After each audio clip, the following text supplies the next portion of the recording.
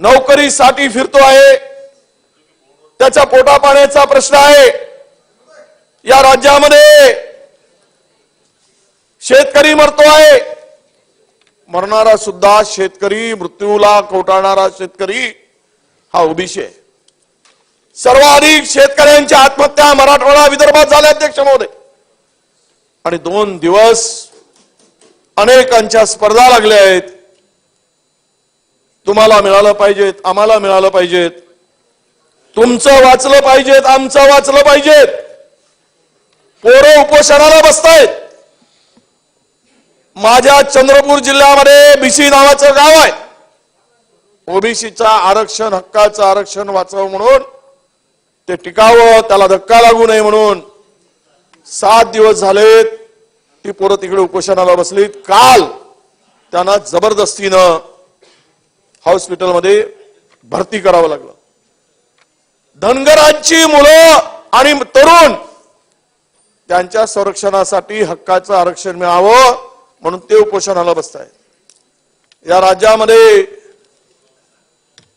जरांगे पाटलापासून उपोषणाची सुरुवात झाली, जो तो सर्व घटक आता उपोषणाला बसतो आहे आणि आपली मागणी मान्य करण्यासाठी धडपडतोय। मला सरकारला विचारायचं आहे, या आरक्षणाच्या माध्यमातून की तुम्हाला सर्व समाज समान आहे की नाही? ज्यावेळेस धनगराचं आरक्षण मिळावं म्हणून पोरं उपोषणासाठी बसतात, गंभीर हो, त्यांचा प्रकृती गंभीर होते, सरकारचा एकही माणूस त्या आंदोलनाच्या ठिकाणी, उपोषणकर्त्याच्या ठिकाणी जात नाही। तो समाज काय महाराष्ट्रातला नाही? तुम्हाला आम्हाला लाज वाटत नाही? ज्या समाजात तो एक मोठा समाज त्यावेळेस उपोषणाला बसतो, त्यावेळेस कोणाची टिमटिमी वाजवताय तुम्ही? अरे इथे जाताय, तिथे जाताय, तिथे का जात नाही?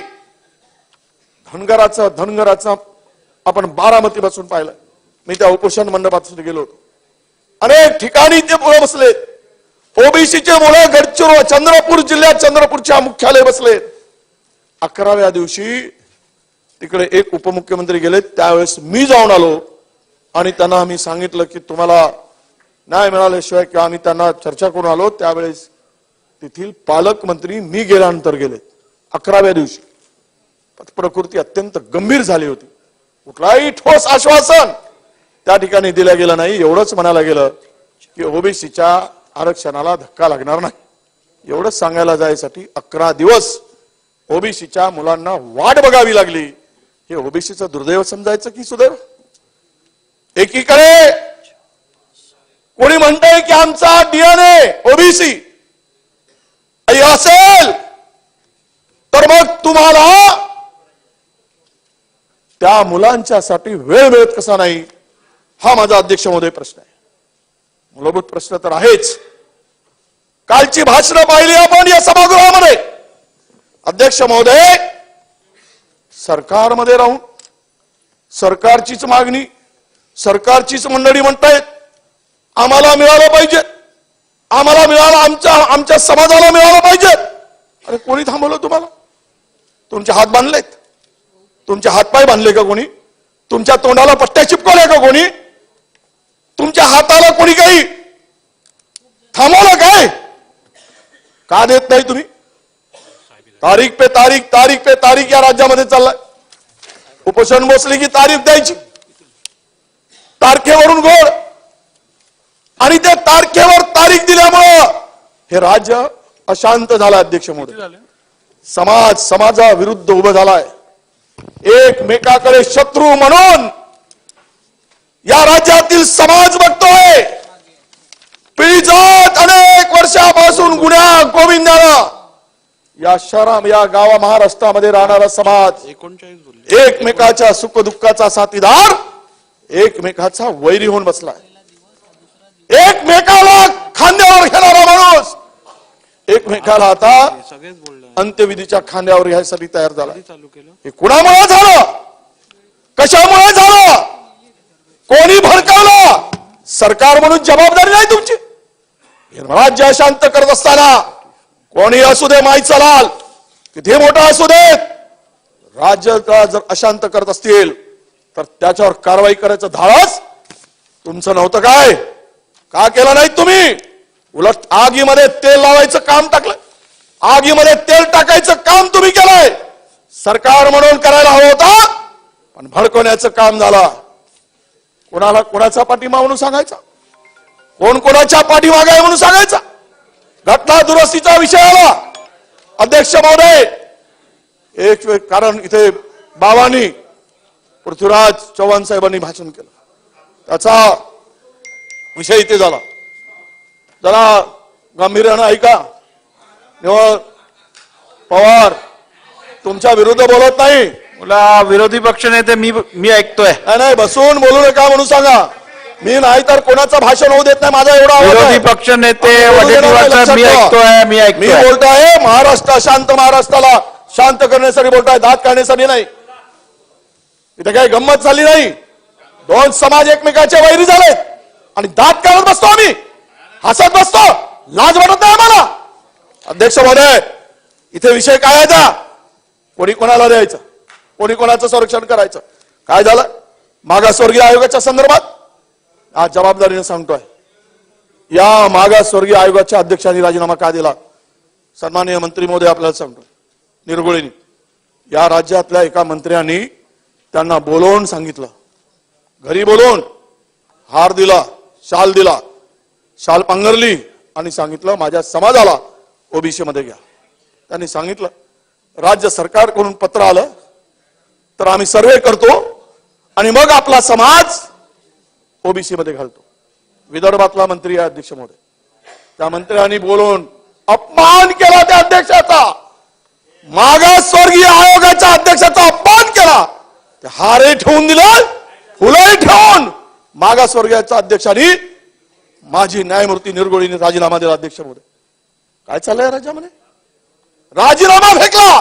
माजी न्यायमूर्ती हायकोर्टाचे का त्यांच्यावर पाळी आणावी? स्वतःच्या समाजासाठी, स्वतःच्या समाजाला ओबीसी मध्ये घेण्यासाठी? जबाबदारीनं बोलतोय. या फ्लोअरवर बोलताना एकही शब्द मी खोटं बोलत नाही. अध्यक्ष महोदय, एखाद्या माझ्या न्यायमूर्तीचा अपमान करणं आणि त्यानंतर जी राजीनामे झालेत अध्यक्ष महोदय, कशामुळे झालेत मी तुम्हाला सांगतो. माननीय मंत्री महोदय, माननीय अध्यक्ष महोदय, ज्या रस्त्याने राजीनामा दिला त्यातील एक शोकाज नोटीस दिली माजी न्यायमूर्ती चंद्रलाल मेश्राम यांना. अध्यक्ष महोदय, चंद्रलाल मेश्राम हे माजी न्यायमूर्ती आहेत. त्यांना शोकाज काय दिला? त्यांची ते सदस्य म्हणून त्यांना सचिवाच्या बरोबरचा दर्जा आहे.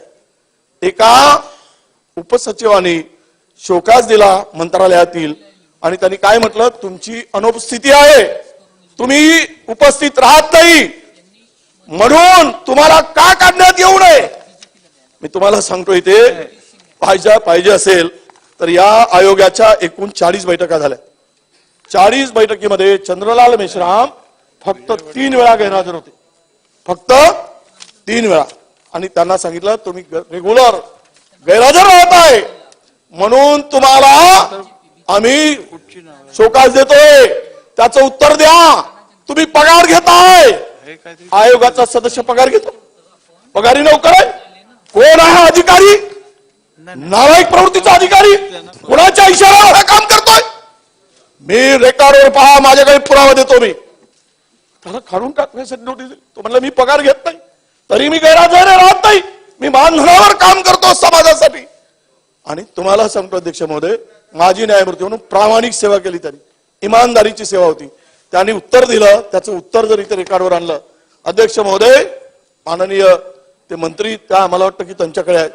तुम्हाला माझी विनंती आहे अध्यक्ष महोदय, हा यांना काढून टाकायसाठी एकावर दबाव आणण्याचं काम झालं. त्यानंतर कोण झाले? सागर किल्लारीकर. यांना काय काढायसाठी प्रयत्न केला? सागर किल्लारीकरांनी आणि त्याच्याबरोबर 2 सदस्यांनी, मंत्री महोदय 2 सदस्य हे औरंगाबाद येथील मराठवाडा विद्यापीठामध्ये ओबीसी संवर्गाचं रोस्टर बघायसाठी गेले. ओबीसी संवर्गाचा रोस्टर.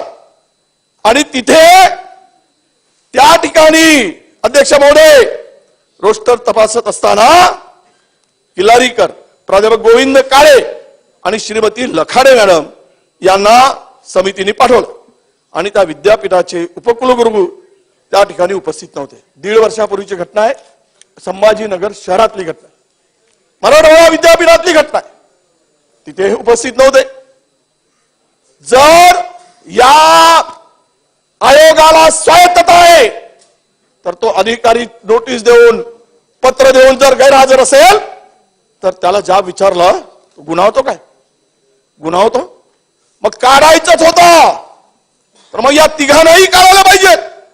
फक्त आणि फक्त ऍडव्होकेट किल्लारीकर यांचा राजीनामा घेतला ओबीसी म्हणून आणि दोघांना उत्तर मारिला, दोघांना शोकास दिला नाही. जबाबदारीनं बोलतो, जबाबदारीनं उत्तर नाही. त्यांना तुम्ही नोटीस दिली नाही, त्यांना शोकास दिला नाही, एकट्याला शोकास दिला. तेही 1.5 वर्षानंतर अध्यक्ष महोदय, 1.5 वर्षानंतर त्यांना शोकास दिला. ते म्हणले की हा काय अन्याय, त्यापेक्षा राजीनामा देणं परवडलं म्हणून त्यांनी तो राजीनामा फेकून दिला, त्यांना काढून टाकलं. अध्यक्ष महोदय, त्या मागासवर्गीय आयोगाच्या बैठकीमध्ये झालेला वाद, काय मागणी केली? या महाराष्ट्रात आपण सर्व राहतो, मी ओबीसी, तुम्ही सगळे कुठल्या तरी जातीचे समाजाचे कॅटेगरीतले असतात, आपण एकत्र राहू नये. काय मागणी केली? मराठा समाजाचं संरक्षण करायचा विषय आला. त्यावेळेस या ओबीसी यांनी सांगितले की तुम्ही आम्ही मिळून मराठासह सर्व ओबीसी समाजाचं आपण सर्वे करू. काय चूक होती मागणी? आज या ओबीसी मधल्या ज्या जाती आहेत, तुम्ही सगळे इथे सभागृहामध्ये अनेक लोकांचं प्रतिनिधित्व करताय. ते आमच्या डोळ्यात पाणी आहे. आम्ही गरिबीतून आलोत, सामान्य परिस्थितीतून आलोत. आमच्याकडे स्वतःला सायकल नव्हती, लोकांच्याकडे नोकरी करून आम्ही पण मोठे झालोत. याचा अर्थ असा नाही की समाज गरीब नाही. तुम्ही जाऊन या वाशिम जिल्ह्यातील पाड्यावर जाऊन या बंजारा समाजाच्या काय अवस्था आहे. कारंजा मधले असतील, तुम्ही काय असाल वाशिमचे, त्या बंजारा समाजाच्या वाड्यावर जाऊन या. यवतमाळ जिल्ह्यातल्या पाड्यावर जाऊन या. अरे 8-8 दिवस त्या पोरींना डोक्याला लावायला तेल मिळत नाही. 5-5 दिवस त्या पोरी आंघोळ करते, पाणी मिळत नाही. त्यांच्या केसांना जटा झालेल्या आहेत. त्या पोरींचं शोषण केलं गेलंय, शोषण. या वडार गरीब जवळपास 65 जाती आहेत ज्यांच्या पोरींना कानात बारी मिळत नाही म्हणून त्या भाटवाडी बाजारात बसणाऱ्यांनी बारी दिली आणि लहान पोरींचं शोषण केलंय. तुम्ही पाहिलात सगळ्यांनी. 12 वर्षाच्या 14 वर्षाच्या पोरीचं शोषण कशासाठी? नाकात नथ मिळवायसाठी, कानात बारी मिळवायसाठी, ओठाला लावायला लिपस्टिक साठी. अध्यक्ष महोदय, ह्या व्यथा नाहीत त्यांच्या? हे दुःख नाही त्यांचं ताई? दुःख नाही त्यांचं? या समाजात काही श्रीमंतच आहेत का? अरे सगळ्यांना घेऊन चालायचं ना आपल्याला. सगळ्यांना घेऊन जात असताना अध्यक्ष महोदय, म्हणून मी मंत्री असताना, कदाचित तुम्ही माहिती घ्या मंत्री महोदय, मी दिल्लीच्या एका एजन्सीला ज्या सर्वेक्षणाचं काम करत त्यांना बोलवून मी चर्चा केली होती. या ओबीसीतल्या 372 जातीमधील आमच्यासारख्या भटक्या जमातीत असणाऱ्या लोकांची जरा परिस्थिती पहा. किती लोकांना घर आहे. मी पाहिलंय जवळून. आमच्याकडे ढिवर म्हणतात, ज्याला मच्छीमार म्हणतात, त्याला ढिवर समाज जो मच्छीमारीचं काम करतो, ह्या समाजाची व्यथा पाहिली. 10x10च्या खोलीमध्ये 2 भाऊ असतील, 10-15च्या खोलीमध्ये मधामध्ये कापडाचं पार्टिशन करून तो समाज तिथे राहत होता. कापडाचं पार्टिशन. 2 पोरं असतील आणि नवरा बायको, 8 लोकांचं कुटुंब एक गोंडपाटाचं पार्टिशन करून 10-15च्या रूपमध्ये राहत होता. तो प्रस्ताव मी आणला मंत्री असताना मंत्री महोदय, आणि त्या ढेवर समाजाचा समावेश करून त्यांना घरकुलं, विजयंतीच्या लोकांना घरकुलं देण्याचा प्रस्ताव आणला. त्याला तुम्ही पुढे नेताय, तुमचं अभिनंदन करतो मी. त्याला पुढे नेताय तुम्ही. तो प्रस्ताव आणला आणि मंजूर करून दिला. महाराष्ट्रामध्ये जवळपास त्यावेळेस 11,000 घरं त्या लोकांना मंजूर करून दिली. राहायला घर नाही. ओबीसीना घरं मिळतात, शेड्यूल कास्टला घरं मिळतात, शेड्यूल ट्राईबला घरं मिळतात. त्या विजयंतीच्या त्या समाजाचा समावेश नाही. आजही ओबीसी साठी आलेल्या पंतप्रधान घरकुल योजनेसाठी तुम्ही ओबीसीचा समावेश केला, पण विजयंतीचा केला नाही. माहिती घ्या आणि त्याचा समावेश करा. सगळ्यात उद्ध्वस्त झालेला तो समाज आहे. करेक्शन करा. केलं असेल तर तुमचं अभिनंदन, पण ते मी सांगणार होतो. तुम्ही केला असेल, चूक लक्षात आली तर तुमचं अभिनंदन करतो. अरे आजही सांगतो 65 जातीचा अध्यक्ष महोदय 65 जाती अशा आहेत त्या जातीला स्वतःचं घर नाही साहेब. यातील 17 जाती हा फक्त फिरस्ती करत असतात ओबीसीच्या. जिथे जातील तिथे डंबारीचा खेळ बहुरुपया. तो त्याला बहुरुपया तर याला घरच नाही. वडार जातीला घर नाही. किती जाती सांगू तुम्हाला ज्यांच्या हक्काचं घर नाही. आजही गावामध्ये त्याचे तो तिथला रहिवासी आहे पण त्याची रेकॉर्डला नोंद नाही. त्याला जातीचं प्रमाणपत्र मिळत नाही. त्याची जात कोण जातीला त्याच्या पोराला प्रवेश मिळत नाही शिक्षणासाठी. या व्यथा आहेत त्यांच्या. मी पाहिलेले कुटुंब सांगतो तुम्ही चला माझ्या बरोबर. दुःखानं सांगावं लागतं इथे की त्या लोकांना एक वेळचं जेवण मिळत नाही. झाडाच्या खाली पालामध्ये राहणारा ओबीसीचा आत्ताही जवळपास 65 जाती आहे. त्याचा कोण विचार करणार आहे? त्याचा विचार करणार आहात की नाही तुम्ही? त्या उपेक्षित माणसाने कधी सूर्य चंद्र पाहिला नाही, प्रकाश पाहिला नाही. त्या माणसाच्या संदर्भात तुमच्या भावना नाही. त्या माणसाला न्याय देण्याची तुमची भूमिका नाही. महाराष्ट्र हा पुरोगामी विचाराचा महाराष्ट्र. कोणीही उपाशी राहू नये. कोणाचंही नुकसान होऊ नये. मराठा समाजातल्या गरीब लोकांचा न्याय मिळाला पाहिजे. ही भूमिका तुमची आहे तशी आमची आहे. त्याला अजिबात विरोध करणार नाही. पण बरोबरीनं आणायचा वेळा कोण उचलेल? मी आभार मानतो विलासराव देशमुख साहेबांचे. 2004 साली पवार 2004 साली माननीय विलासराव देशमुख साहेबांनी स्कॉलरशिपची योजना आणली. राज्यातल्या पोरांना ओबीसीच्या पोरांना 50% स्कॉलरशिप या राज्यात लागू झाली असेल तर ते केवळ विलासराव देशमुख साहेबांमुळे लागू झाली. 50% स्कॉलरशिप महाराष्ट्रात स्कॉलरशिप मिळत नव्हती. 430-35 संवर्गाना विषयाला ती लागू झाली. ती मागच्या वेळेस मी काही वाढवली. आता तुम्ही पुन्हा वाढवा. आज जर 2000 कोटी रुपये स्कॉलरशिपच्या रूपाने मिळत असतील 50%, 52% जातीला 52% जातीला विलासराव देशमुखांचे पुणे त्यांचे मनस्वी आभार की त्यामुळे हा ओबीसीचा पोरगा थोडा शिकायला लागला आणि तो पुढे जायला लागला. तुम्ही आणलंय? कोणाची बुद्धी आहे? कोणाचं एवढं शहाणपण आहे? सगळ्या संस्थांना आपण समान आणू असलं समान आणणार? ओबीसीची लोकसंख्या 52%, शेड्यूल कास्टची 13%, शेड्यूल ट्राईब 7%, मराठा समाज 16%, सगळ्याला समान. 35% सगळ्याला समान. 52%ला तेवढेच, 16%ला तेवढेच, 13%ला तेवढेच. आज ते पोरं बसलेत आंदोलन करतायत. कशासाठी? अरे लोकसंख्येप्रमाणे द्या ना. ज्यांची लोकसंख्या जेवढी तेवढं दिलं पाहिजे. त्या खात्याची तुम्ही ओबीसी आहात. तुम्ही 52% लोकांना काल सांगितलं दादानी दिवे लावणार आहे का? नाही लावतील. मेणबत्त्या लावतील, नाही तर काहीतरी जाळतील. ज्याचं पोट असते ना उपाशी त्याच्या वेदनाची जाणीव तुम्हाला नाही.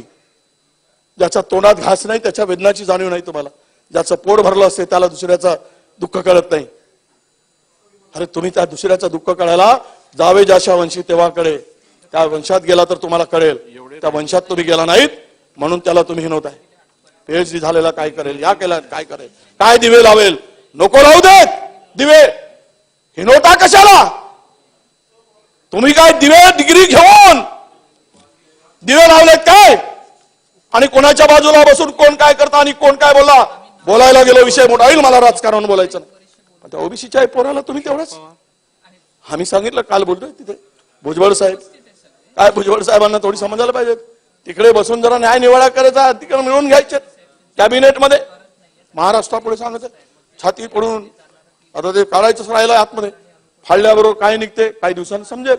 अशी फाळा मग बघा माझ्या छातीत काय दळलाय ते दिसेल. काही दिवसांनी दिसेल. आज नाही दिसणार.